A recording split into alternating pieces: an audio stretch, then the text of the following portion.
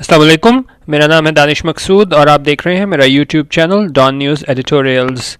Editorial शुरू करने से पहले आपने अगर की ओपिनियन का ग्रुप ज्वाइन करना है तो आप लिखेंगे facebook.com/groups/की ओपिनियन। बाकी इसका मैं डिस्क्रिप्शन में भी लिंक दे दूंगा, तो अगर आप ख़ासतौर पे इसका पीडीएफ लेना चाहें ये मीनिंग्स के साथ जो मैं आपसे शेयर करता हूँ ये भी, और दूसरे latest magazines, Economist, Newsweek वगैरह, वो आप पीडीएफ से रिलेटेड अब जो चीज़ है वो आपको ग्रुप में मिलेगी। बाकी वीडियो जो है वो मैं पेज पे भी शेयर कर रहा हूँ और यूट्यूब का जो चैनल है उस पर भी शेयर कर रहा हूँ। शुरू करते हैं एडिटोरियल। आज है 15 नवंबर 2019 और जो आज एडिटोरियल आज मैं आपसे शेयर कर रहा हूँ दो तर्जुमे के साथ, वो है Iskander Mirza.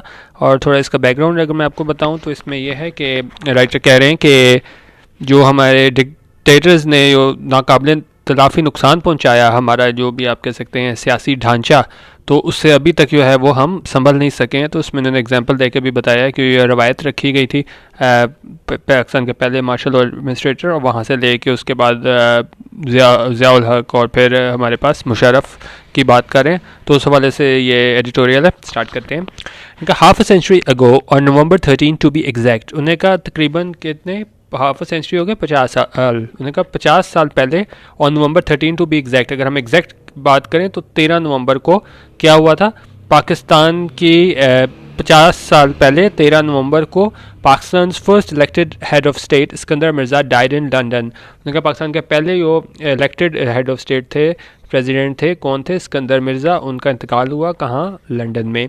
He was governor general when Pakistan first constitution was presented. उन्होंने कहा वो गवर्नर जनरल थे जब पाकिस्तान का पहला कॉन्स्टिट्यूशन जो है, आइन है, वो प्रेजेंटेड टू हिम, वो उनके सामने लाया गया, वो presented to him for signature, ताकि वो उस पर दस्तखत कर सकें।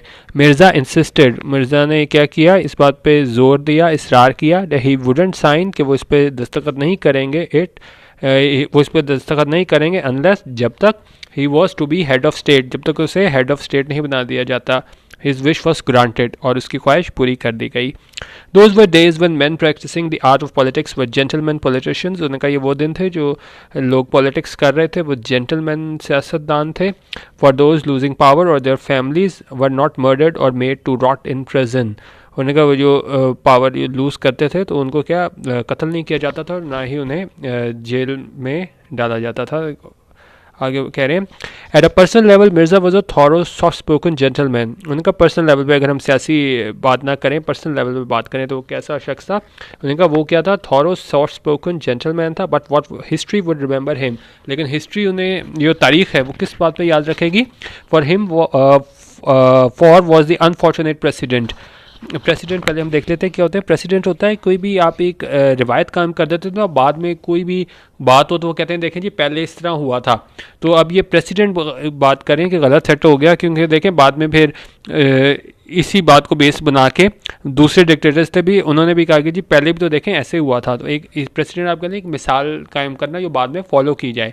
तो उन्होंने कहा यहाँ पे क्या हुआ, for was the unfortunate president he set. उसने कहा वहाँ पे उसने जो प्रेसिडेंट सेट कर दिया, जो एक मिसाल कायम कर दी। ही सेट बाय एब्रोकेटिंग द कॉन्स्टिट्यूशन। एब्रोकेटिंग होता है ख़त्म करना, ठीक है, रेपुडिएट करना, रिवोक करना।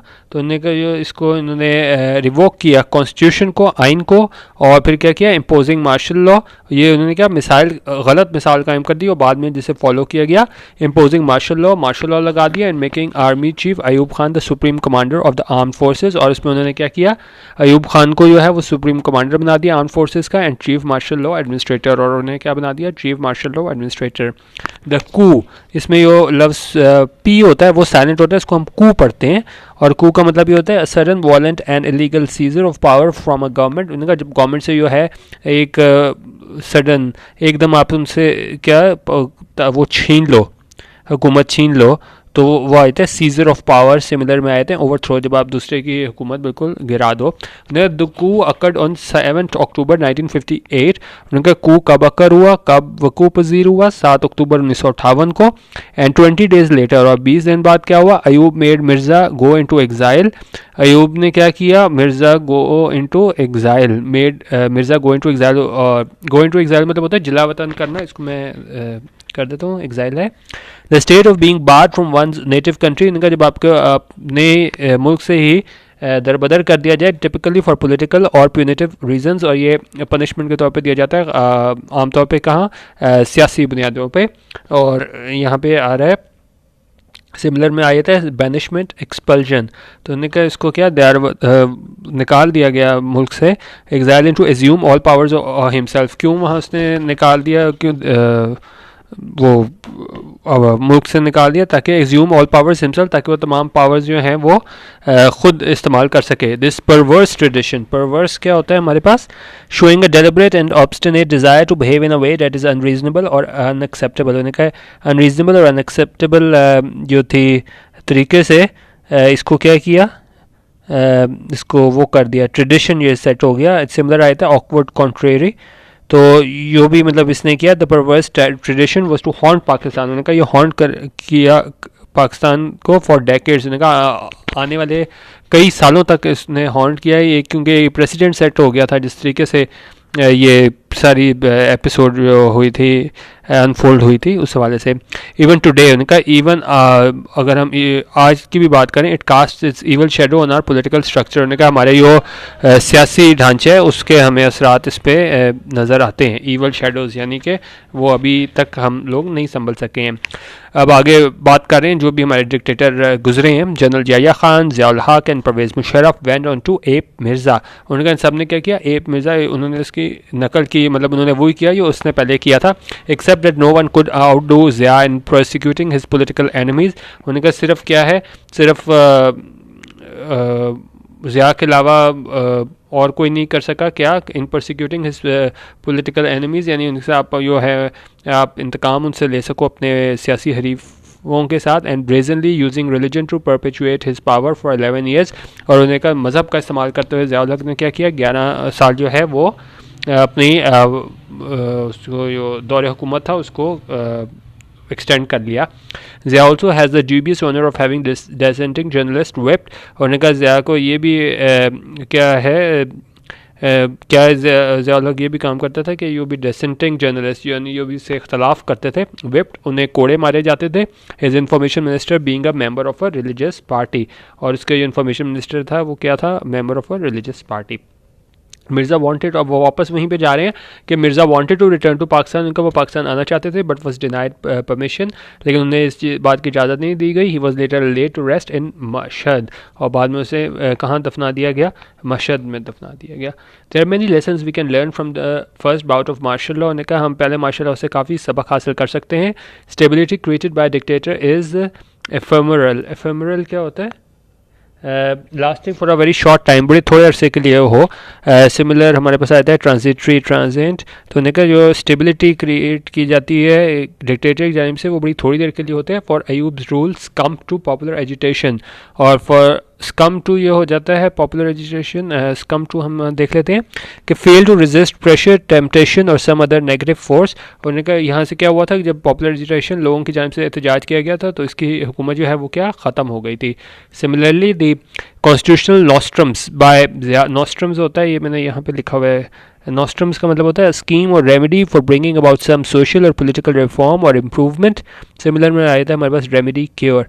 उन्होंने कॉन्स्टिट्यूशनल नॉस्ट्रम्स में ज़िया मुशर्रफ, उन्होंने क्या कोशिश की थी, टू स्ट्रिप द 1973 डॉक्यूमेंट, कि जो भी हमारे 1973 डॉक्यूमेंट में क्या था, हमारा पार्लिमानी निज़ाम था हुकूमत का, ऑफ इट्स पार्लियामेंट्री करैक्टर। उन्होंने कहा उसको क्या ख़त्म करने की कोशिश की, वर अनडन सब्सिक्वेंटली। बाद में इसे क्या है, इसे सही किसने किया, थ्रू पार्लियामेंट्री कंसेंसस। उन्होंने कहा कंसेंसस के बाद जो है, पार्लियामेंट्री कंसेंसस के बाद इसको ठीक किया गया। लेकिन क्या है, जितने भी हमारे डिक्टेटर थे उन्होंने कोशिश की किस तरह क्या सदारती निज़ाम लाया जा सके, लेकिन बाद में जो हमारे पार्लियामेंट्री लीडर्स थे उन्होंने इसको फिर अनडन किया, यानी वापस सही किया, जो गलत काम हो गया था पहले।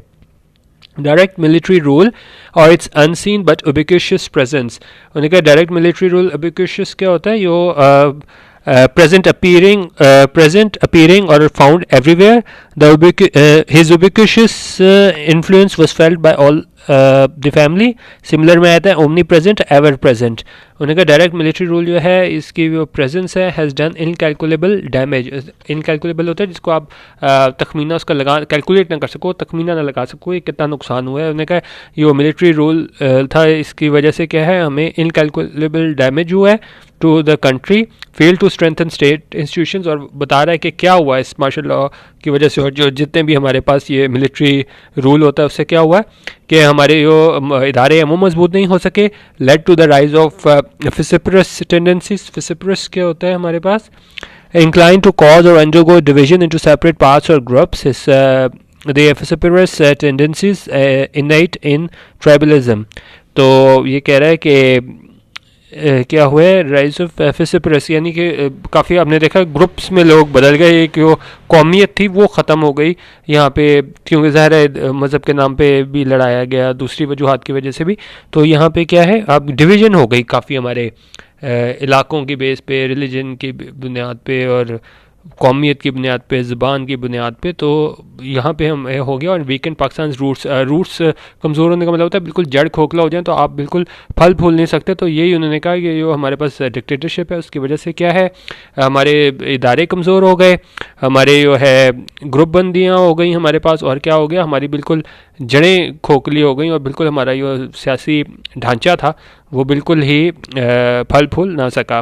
तो ये आज का एडिटोरियल था जिसमें नुकसानात बताए गए थे हमारे पास डिक्टेटरशिप के। अब ज़ाहिर है ये जो है एडिटोरियल था, अब कुछ लोगों का हो सकता है इससे मुतफिक हों कुछ ना हो, लेकिन ये सिंपल एक ट्रांसलेशन होती है, ओपिनियन नहीं होती, तो काफ़ी लोग इससे इख्तलाफ भी कर सकते हैं।